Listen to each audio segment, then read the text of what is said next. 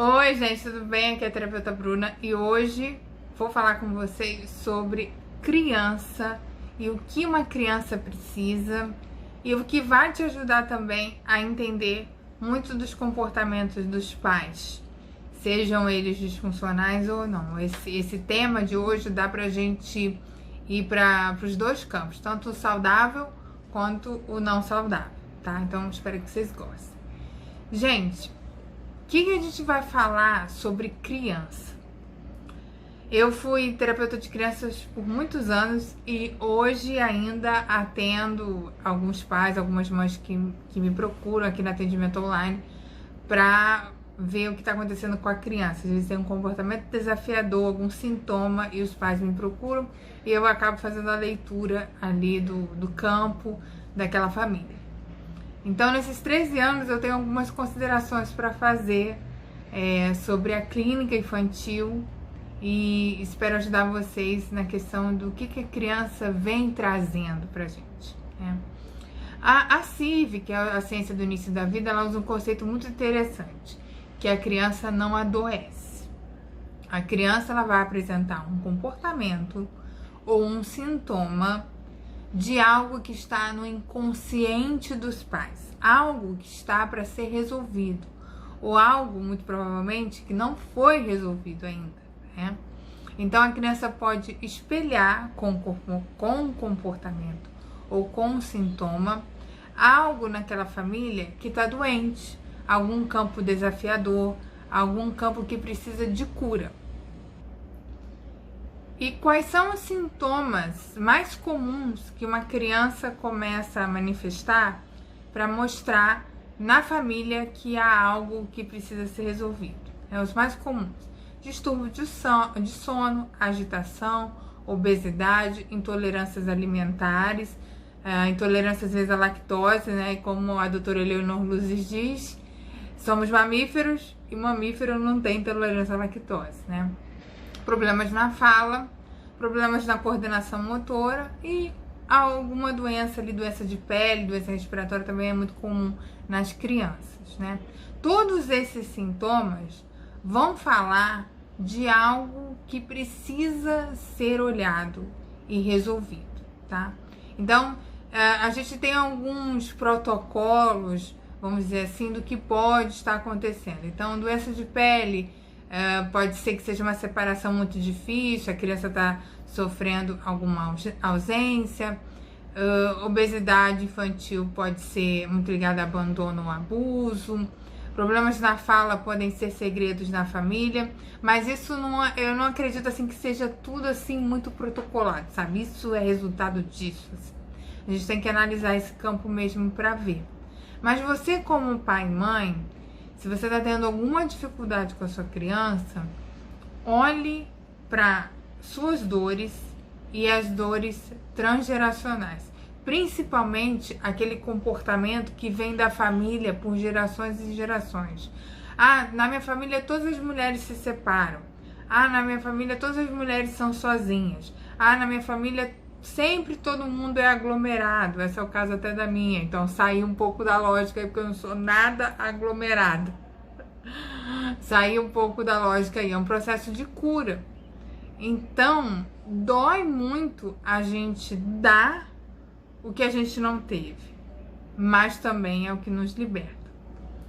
E aquele sintoma da criança, o comportamento, a gente tem uma mania que é muito visto na clínica, que é assim: a criança é assim, a criança é agitada, a criança é faladeira, a criança não tá dormindo, essa criança tem insônia. É uma coisa taxativa, como se fosse algo apenas da criança, sem contar o sistema e o ambiente que essa criança está ali, né? Então algo está acontecendo. Muito comum também, por exemplo, xixi da cama. Muita gente aqui relata no atendimento sobre xixi na cama, né? Xixi na cama é uma marcação de território. Na verdade, a criança pode estar querendo falar que algo nessa família muito grave aconteceu à noite, né?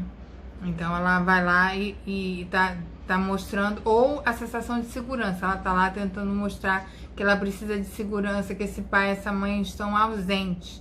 Isso é importante também a gente saber. A gente tem uma educação muito punitiva, rígida, ela é pautada num argumento com a criança que é a obediência à ordem. Claro que as crianças têm que obedecer em um nível e também à ordem, mas é tão duro como a gente trata as crianças que essa ordem passa por cima do ser delas. Então, é mais difícil para os pais quererem conhecer a criança e assim traçar um plano de educação, um plano de condutas, um plano de comportamentos, ver o que aquela criança precisa, aquela necessidade da criança e atender. É muito mais comum as crianças terem que atender aos pais. Falando um pouquinho da vida adulta, quando a gente foi essa criança que teve que ser boazinha, que teve que zelar pela casa, que teve que ficar no lugar do marido da mãe para a mãe se sentir mais segura, tudo isso a gente vai vendo que essa criança, ela foi usada num contexto. Então foi pedido para ela algum sofrimento de algum lugar que ela não poderia ocupar. Porque, na verdade, a criança está em desenvolvimento psicológico e físico e cognitivo. Então, ela tem que ter as suas necessidades atendidas. Pais disfuncionais dificilmente olham para essas necessidades. Eles vão olhar o que eles precisam e como essa criança já vai começar a atender. Mesmo que sejam condutas assim, essa criança chora muito e eu preciso de um ambiente calmo, então eu vou fazer essa criança calar. Isso também é muito comum. E aí a gente cresce com medo de expressar, né? Na verdade, você foi silenciado, você não é tímido. É isso que acontece. Bom, então, toda vez que a gente tem um sintoma ou um comportamento desafiador com a criança, é o ambiente que não está adequado ou não está saudável. É esse ambiente. Às vezes tem coisas que são ajustes mesmo, ajustes do dia a dia, alguma técnica como a Montessori pode ajudar, a criança às vezes precisa expressar sua criatividade, mas as dores nucleares da família, as dores transgeracionais, a dor dessa mãe, a dor desse pai, essa criança interna, que eu não gosto muito desse termo, mas vou usar aqui para ficar mais claro, os buracos emocionais, como eu gosto de dizer, dessa pessoa, a criança vai fazer assim: olha, a dor de vocês está aqui, no meu comportamento e no meu sintoma. Por isso que as pessoas vêm falar assim: Bruna, meu pai e minha mãe não gostam de mim. Bruna, talvez a minha mãe seja narcisista. Bruna, não necessariamente. O que os pais não estão gostando nada é de ver que eles vão ter que sair da negação de suas dores se eles quiserem ter uma vida em família e uma vida individual saudável. E isso não é fácil. Isso não é fácil. O masculino tem mais dificuldade de lidar com isso, de lidar com essas questões, né? Os homens têm um pouco mais de dificuldade, mas tem homens muito atentos, tem pessoas que se importam muito com o que aconteceu e estão querendo mudar, e a criança também entende, ela é capaz de minimizar esses sintomas quando ela entende que a família está em busca de cura, né? É como se você falasse assim: olha, meu filho, não precisa mais desse sofrimento que você está passando, você não precisa mais se sacrificar, porque a mamãe e o papai vão resolver essa questão, tá?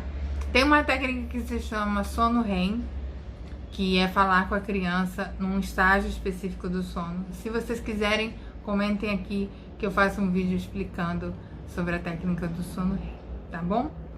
Então, espero ter ajudado vocês, e se você tem um bebê ou um filhinho aí que tá passando por desafios, por favor, olhe para suas dores emocionais, olhe para os seus buracos infantis, para você conviver bem com essa criança e conseguir olhar ela no ser dela, não no que ela tá desafiando no momento, tá bom? Super beijo.